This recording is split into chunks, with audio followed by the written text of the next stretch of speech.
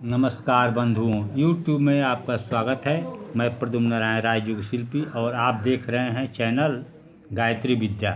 बंधुओं, आज हम चर्चा करेंगे विवाह दिवस संस्कार पर।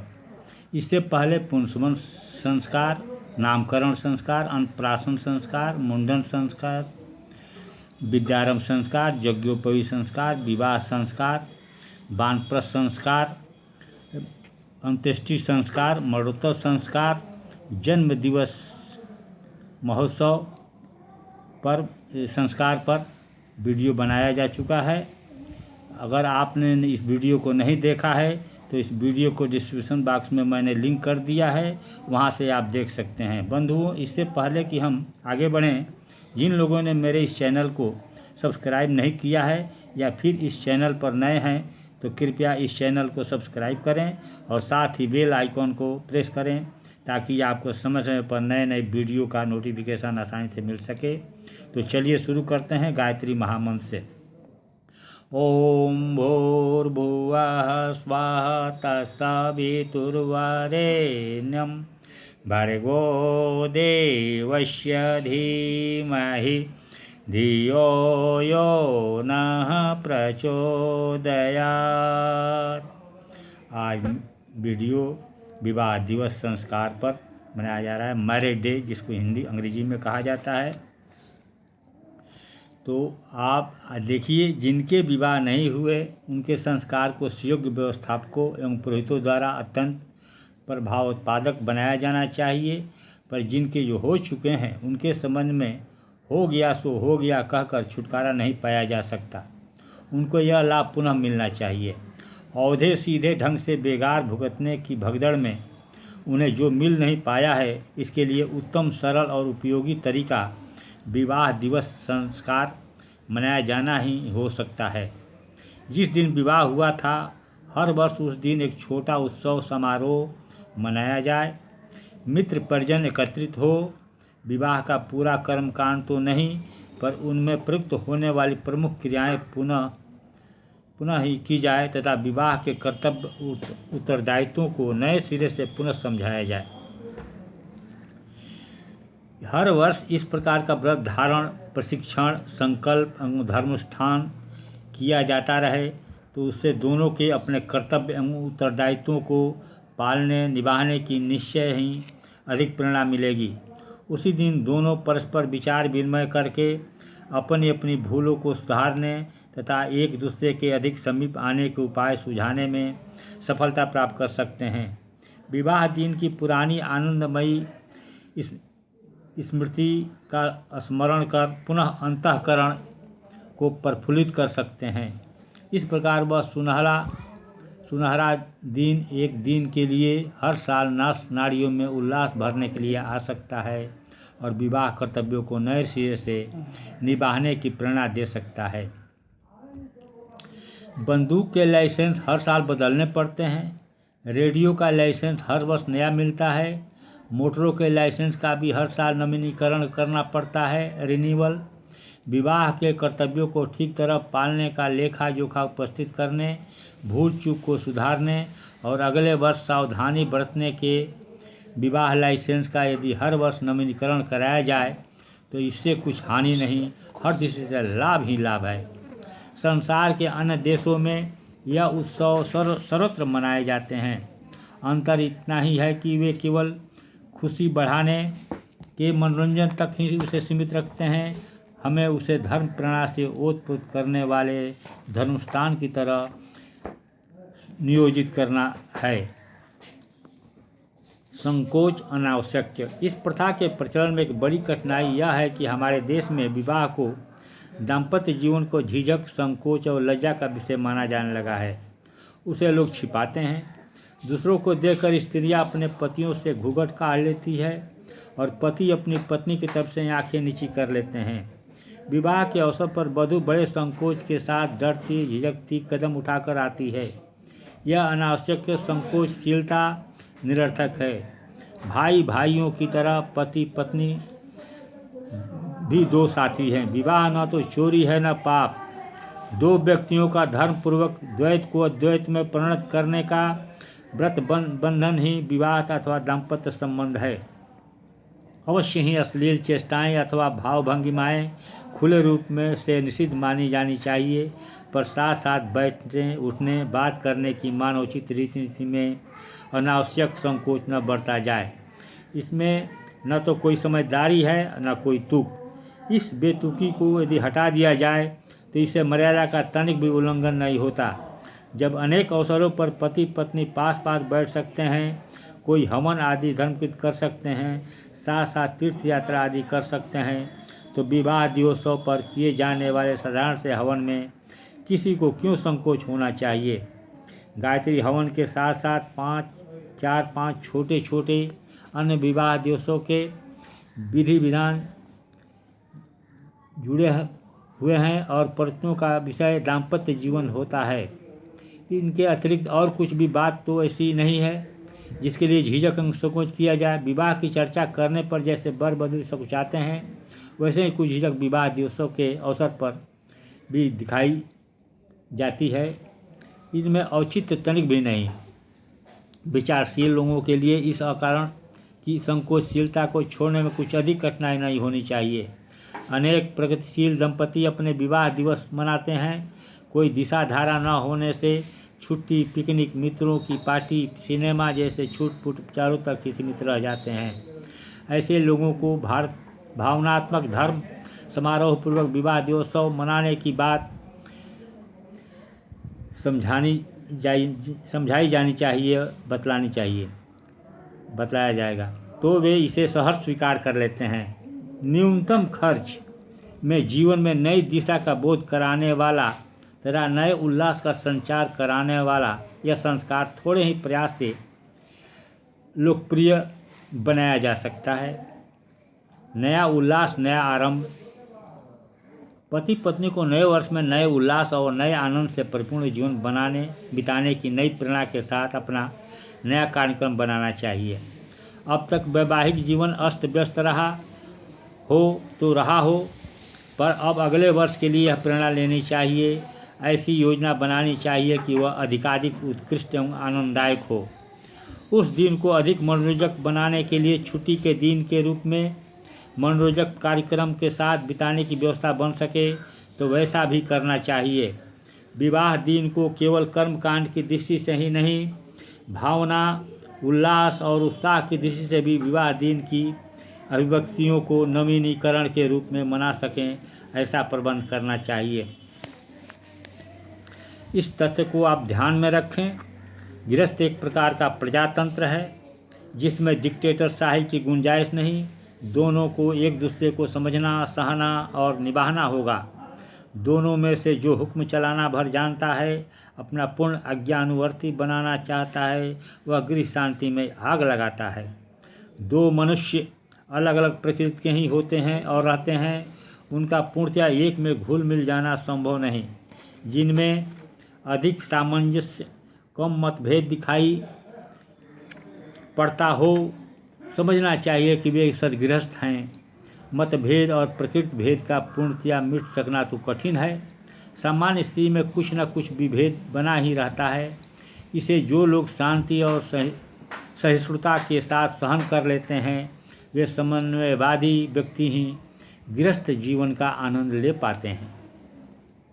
भूलना न चाहिए कि हर व्यक्ति अपना मान चाहता है। दूसरे का तिरस्कार कर उसे सुधारने की आशा नहीं की जा सकती। अपमान से चिढ़ा हुआ व्यक्ति भीतर ही भीतर क्षुब्ध रहता है। उसकी शक्तियाँ रचनात्मक दिशा में नहीं, विघटनात्मक दिशा में लगती है। पति या पत्नी में से कोई भी गृह व्यवस्था के बारे में उपेक्षा दिखाने लगे तो उसका परिणाम आर्थिक एवं भावनात्मक क्षेत्रों में विघटनात्मक ही होता है। दोनों के बीच यह समझौता रहना चाहिए कि यदि किसी कारणवश एक को क्रोध आ जाए तो दूसरा तब तक चुप रहेगा जब तक कि दूसरे का क्रोध शांत न हो जाए। दोनों पक्षों का क्रोधपूर्वक उत्तर प्रत्युत्तर अनिष्टकर परिणाम ही प्रस्तुत करता है। इस तथ्यों को दोनों ही ध्यान में रखें। मधुरभाषी बने। व्रत धारण की आवश्यकता क्या है, इस पर प्रकाश दे रहे हैं। जिस प्रकार जन्मदिन के अवसर पर कोई बुराई छोड़ने और अच्छाई अपनाने के संबंध में प्रतिज्ञाएं की जाती है, उसी तरह विवाह दिवस के उपलक्ष्य में पति व्रत और पत्नी व्रत को परिपुष्ट करने वाले छोटे छोटे नियमों का पालन करने की कम से कम एक एक प्रतिज्ञा इस अवसर पर लेनी चाहिए। परस्पर आप या तुम शब्द का उपयोग करना, तू का अशिष्ट एवं लघुता प्रकट करने वाला संबोधन न करना जैसी प्रतिज्ञाएं तो आसानी से ली जा सकती है। पति द्वारा इस प्रकार की प्रतिज्ञाएं ली जा सकती है। पति द्वारा प्रतिज्ञा इस प्रकार ली जा सकती है। पहला, कटु वचन या गाली आदि का प्रयोग न करना। दूसरा, कोई दोष या भूल हो तो उसे एकांत में ही बताना समझाना। बाहर के लोगों के सामने उसकी तनिक भी चर्चा न करना। युवती स्त्रियों के साथ अकेले में बात न करना। पत्नी पर संतानोत्पादन का कम से कम भार लादना। उसे पढ़ाने के लिए कुछ नियमित व्यवस्था बनाना। खर्च का बजट पत्नी की सलाह से बनाना और पैसे पर उसका प्रभुत्व रखना। गृह व्यवस्था में पत्नी का हाथ बटाना। उसके सद्गुणों की समय समय पर प्रशंसा।